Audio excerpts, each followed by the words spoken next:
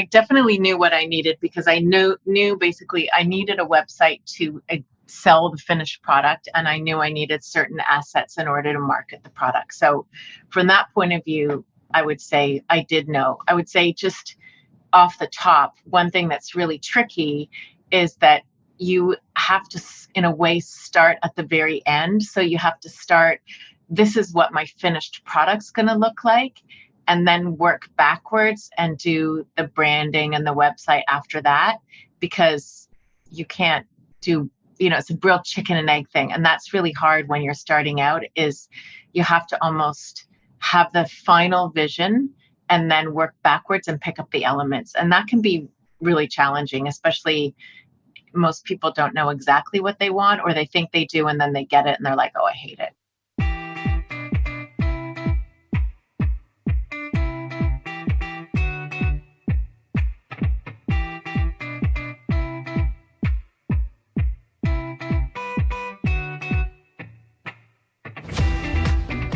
Welcome to the Profitable Graphic Designer podcast. I'm Katie Sondel, brand strategist, designer, and the CEO of a successful six-figure design agency. I teach brand, graphic, and web designers how to get more clients, increase their pricing, and build profitable design businesses in a simple and sustainable way. We have online programs, courses, and templates that you can use, as well as our coaching and mastermind high-touch experience for creatives. You can find out more about starting and growing your design business at aventivacademy.com. But until then, grab a cup of coffee and join me in today's podcast episode.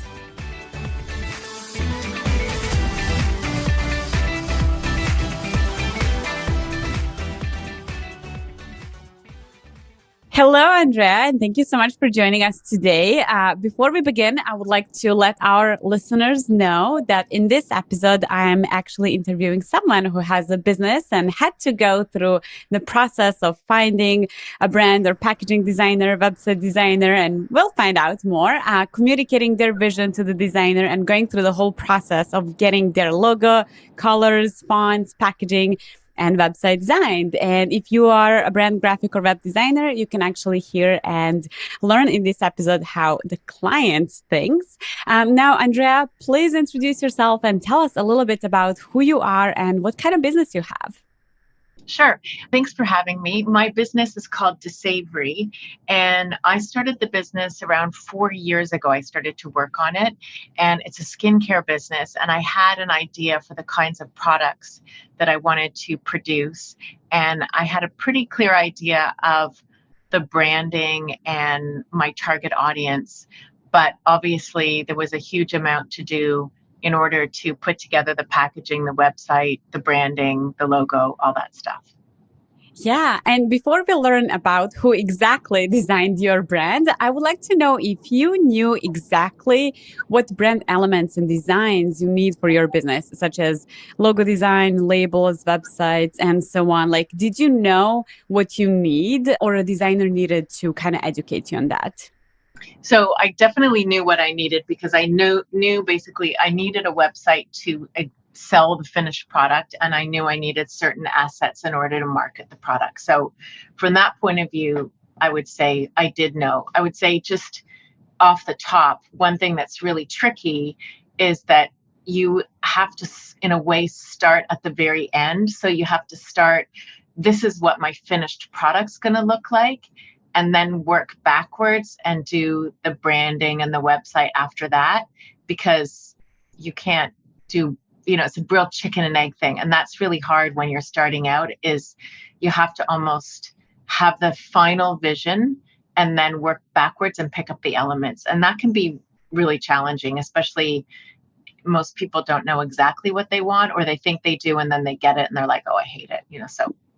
Yeah, exactly. So now that you mentioned your vision, what was your initial idea or vision for your brand? Like, how did you want to sound and look to your target audience? There were a few things that were important to me. One was that the products are all 100% natural skincare. And I think that there's sort of a history of having natural skincare that has a very predictable look to it, which is that amber bottle and, a very homemade look, kind of folksy, slightly sort of hippie-ish, has the feeling it's sort of been made in your kitchen. And my products were definitely not going to be that. And so it was important for me to have packaging and branding that felt kind of clinical in a way, but not sort of medicinal. So it was having a kind of fresh and clean sort of feeling to it, but not a feeling that it was a homemade product that was like every other natural product. Yeah, and did you already have the bottles before starting to work with a designer to work on Yeah, your labels and packaging? yeah, that was, I mean, we have a very kind of interesting bottle. It's a silver bottle, and I did source those bottles and find them. And so we knew that we would start with that. And so that was the starting point, was the bottles, which are sort of kind of very mirrored, kind of, very shiny, high gloss glass. Yeah, that's perfect. And did you maybe have a brand strategy completed before jumping into visuals? And just to say for everyone who's listening to this and maybe are not familiar with brand strategy. So brand strategy is a long-term plan for how a brand will behave, sound, look, and so on. And it usually includes like defined target audience, mission, vision, core values, positioning, messaging. So it's almost like a business plan, but without the financial stuff. So to repeat the question, did you have the brand strategy before working on your logo, packaging, website, and so on? Yeah, I was pretty clear about what we were doing and how we were going to do it. Yeah. Okay. And did you work on your brand strategy by yourself, or that's something that a designer or brand strategist helped you with? I have a pretty strong background so in that area, so that's something that I did on my own. Yeah, perfect. And I feel like most of the time, even when a designer is guiding the client knows where they want their business to end. So I think that that kind of information is coming from the client anyway, like in this case from you, from the business owner, because you know what your product is about, you know what kind of ingredients you have, you know what the results you want to provide, you know who your target audience is. So I feel like vision and mission and all that kind of like has to come from you, right? Absolutely. Yeah. Yeah. And did you have a particular like aesthetic in mind when designing your logo and packaging, or you let the designer work on the creative direction? She pretty much, she I didn't have a specific, I mean, I was open to I wanted to be kind of, I wanted her to take it to the next level, and I wanted to be kind of surprised and amazed. And so I didn't have this feeling like I know what I want it to look like at all. I wanted it to be better than obviously I could have ever done. Because Yeah. obviously, before you hire a designer, you're mocking stuff up, you're trying things out. And, I'm not a professional, so it looked terrible. So, I just knew that getting a good designer was going to be, that's their job, to come up with something amazing. And I think in my case, we did that. Yeah, definitely. And did you work with one designer, or that was more like a design agency to develop your brand? So full disclosure, my sister's a graphic designer. So she really came in and worked with me really, really patiently.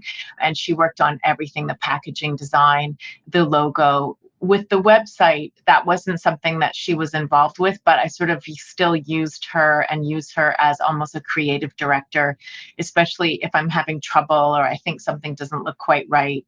I get her to have a look at it and make suggestions, or she'll rework something. But definitely she came in and just really came up with a few different options, but we both agreed, we could see where it was heading, and we both liked the same things. Yeah. And can you tell us just a little bit now about the process now that you mentioned like a few options? Like, did you have to go back and forth and work on a lot of revisions, or everything was like going smoothly in the right direction? Like, how did you like, and also like, what did you complete first? Like maybe a logo and then The labels, logo, packaging? yeah, the logo was 100% completed first.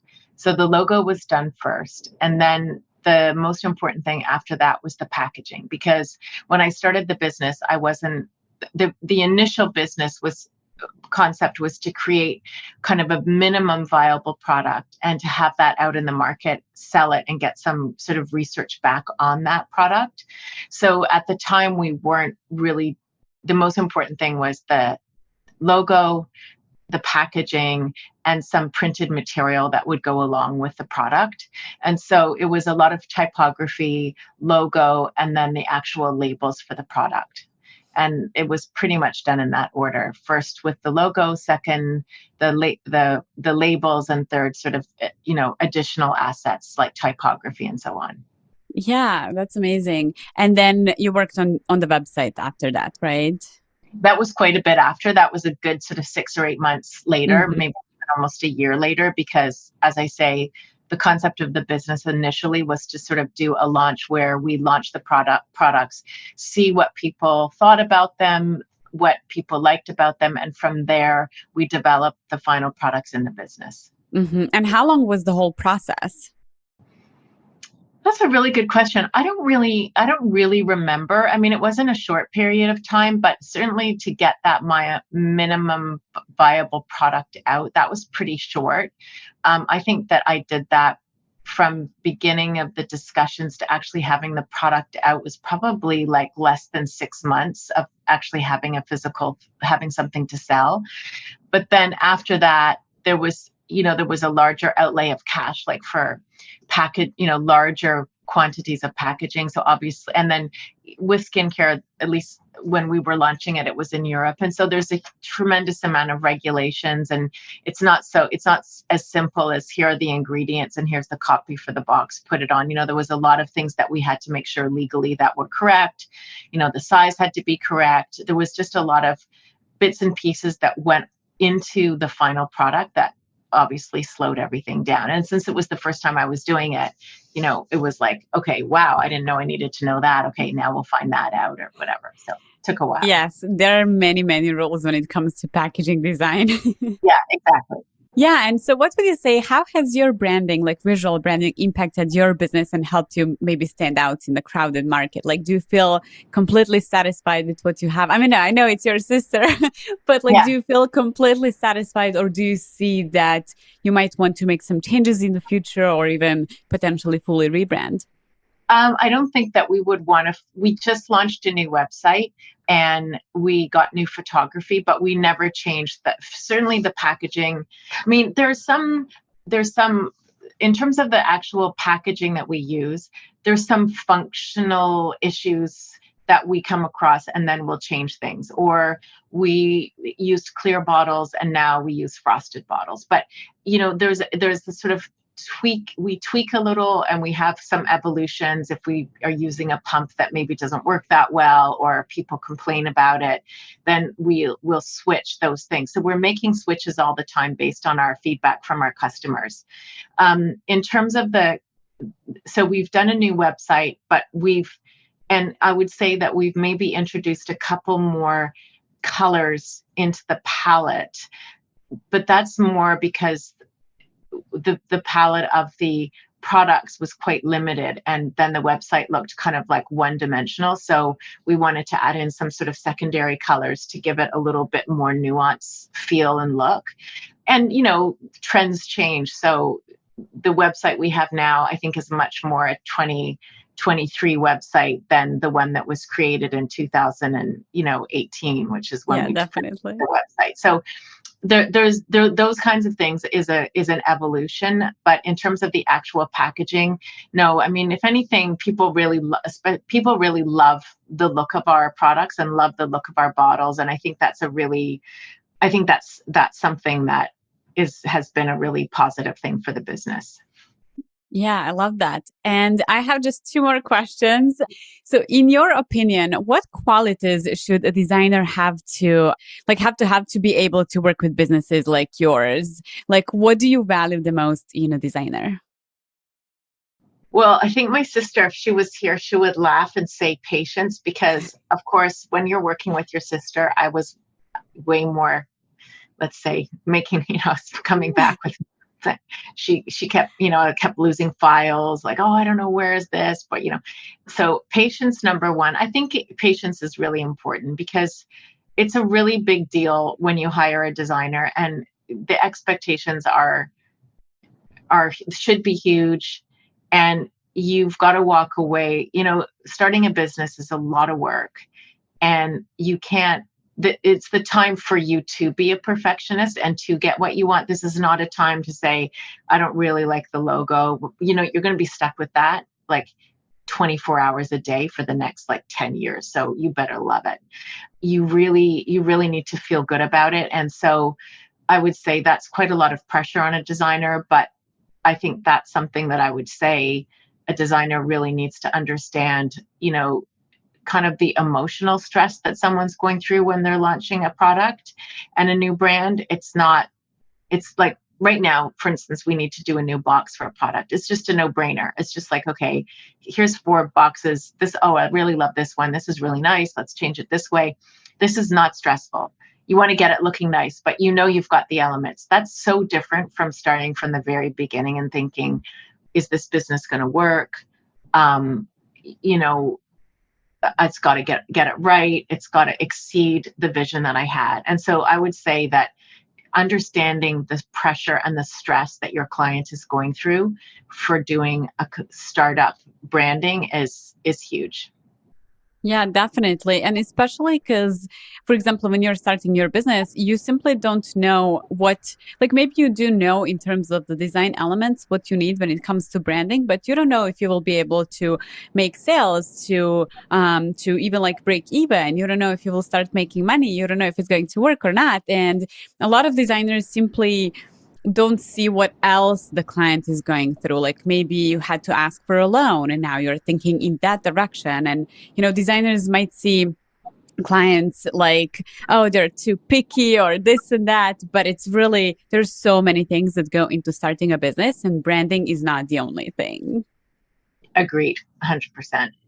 Yeah, okay. And lastly, can you share any tips or insights for designers who are looking to work with businesses like yours, like maybe in the skincare or beauty industry? Like, where would they find you? And if they're to pitch, like, what would you like to hear from a designer? What would they focus on?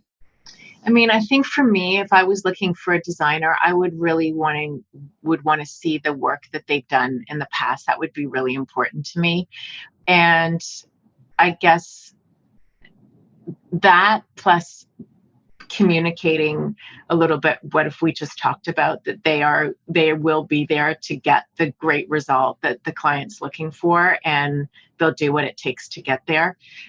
It's kind of, I mean, I've worked in other businesses where we've hired designers and had some great results and had some not great results. I think that communicating that you will work with the client to help them understand their vision would be important. I think sometimes when I've worked with people, as a client, you really have to have patience. Like you've been thinking about something for maybe a year, maybe 6 months, maybe 10 years. You've had this idea, and you're asking someone just to come on board and in 10 minutes completely understand everything. So I think that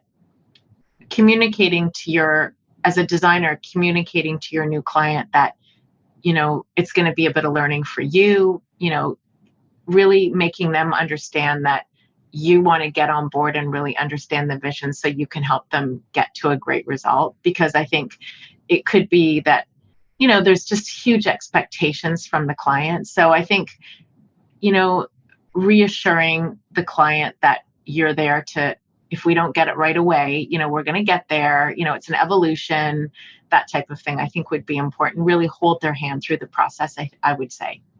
Yeah, I love that. And if they were to, if you were to look for a designer, how would you find a designer now? If, your sister is not a graphic designer, like would you ask for a referral, or would you go to social media? Social media, and I might look at other brands. Like sometimes for skincare is a big category. And then, there's certain websites that you can look at, design awards, that kind of thing. And I wouldn't necessarily, if I was looking now, I wouldn't necessarily look for a skincare, a company or an agency that's done skincare. but I might look at something where they're doing something that is, if I want something sort of, clean and sexy, like what other consumer packaged goods are doing that kind of thing now? Do you know what I mean? And so like, I think immediately of the drinks business, very, very competitive and really needing to stand out from the crowd, and skincare is the same. So I would be looking at other industries or other categories where being, standing out or having the qualities that I'd be looking for would be within those, designers doing those categories. So, I might say, okay, what is like the hottest or the coolest looking, drinks thing, drinks brand that's come out, and start looking at those and then get some ideas about the kind of designer that I would want. So I think that like as a brand, you have to be really creative. You definitely don't want to go and say, oh, see, look at this, L'Oreal lipstick. I want something like that. I mean, maybe you do, but I don't think you would if you want to be competitive in this market. You have to figure out like, okay, what's the hottest, newest thing? So I would be looking for categories that are demanding that. Yeah, I love that. Well, thank you so much. This was very, very useful. And I'm sure that our listeners got a lot of value from it. And I'm going to link to your website and your amazing products below this podcast episode. Is there anything else that you would like to add? Like maybe where people can find you if you want them to find you, but I'm going to put the link to your website. Thanks for putting the link on. And thank you so much. I'm happy to share my journey if it helps people. It's nice for me to do that because it's something I don't talk about that much. So thank you. And also, I maybe you should put a link to my sister because she's a really great designer, and I'll give you her credentials so that. Definitely. Yeah, perfect. Definitely. Good. Perfect. So I'm going to ask for that on LinkedIn. And thank you so much for being here. And I'll talk to you next time. Thanks. Bye. Thank you for joining us today on The Profitable Graphic Designer. In addition to this podcast, we have created some amazing online courses to help you set up your business, get more clients, and scale to the income level you desire. If you need help developing your graphic brand or web portfolio so it stands out, if you want to learn how to create proposals new clients will say yes to, if you're still trying to figure out how much to charge for your services, and if becoming the go-to designer for your dream clients is your goal this year, then I invite you to enroll in my signature 12-week program, The Profitable Designer, or one of our other specialized online courses. To learn more about it and get started, visit aventivacademy.com. See you next time.